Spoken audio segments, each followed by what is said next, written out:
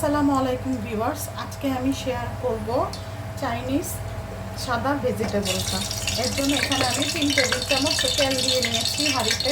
এখন আমি এর মধ্যে দিয়ে দিব 1টি এলাচ, 2 টুকরো দারচিনি আর 2টি তেজপাতা। এখন এটা পুরোপুরি গরম হয়ে গিয়েছে। এখন আমি এর মধ্যে দিয়ে দিব আগে থেকেই কেটে রাখা চিংড়ি আর চিকেনের পিসগুলো।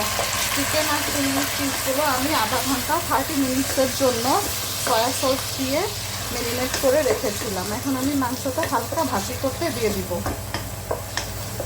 আমি এর মধ্যে দিয়ে দিব 1/4 চা চামচ আদা পেস্ট, 1/4 চা চামচ রসুনের পেস্ট আর 5টা কাঁচামরিচ পাল্টা করে দিয়ে দিয়েছি। এখন এটা 2 মিনিট ভাজি করে নিব।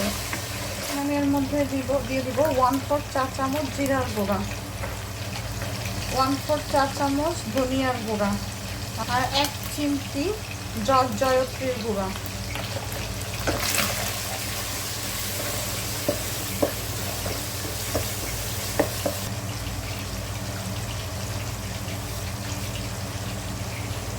এখন আমি অ্যাড করব 1/2 চা চামচ সল্ট আর দিয়ে দিব গোলমরিচের গুঁড়া।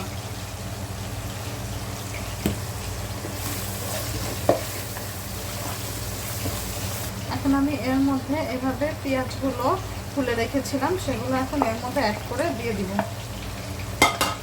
দিয়ে হালকা ভাজি করে নিব।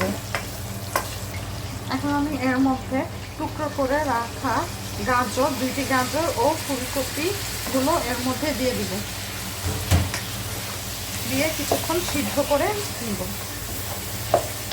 এখন এর মধ্যে দিয়ে দিব আমরা, একটু সিদ্ধ হয়ে গেছে, হাফ সিদ্ধ হয়ে গেছে ফুলকপিগুলো। এখন এর মধ্যে দিয়ে দিব ক্যাপসিকামগুলো। এখানে আমি 4টা কালারের ক্যাপসিকাম ইউজ করেছি। এখন আমরা 2 মিনিট এভাবে হালকা ভেজে নিব ক্যাপসিকামগুলো।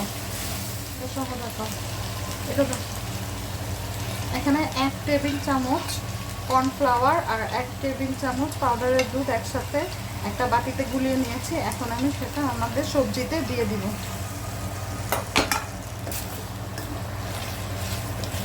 আর অ্যাড করব পরিমাণ মতো ওয়াটার। এখন আমি এই ঝোলটা 2 মিনিটের জন্য শুকানোর জন্য দমে দিয়ে দিব, মিডিয়াম আছে এভাবে ঢেকে দমে দিয়ে দিব।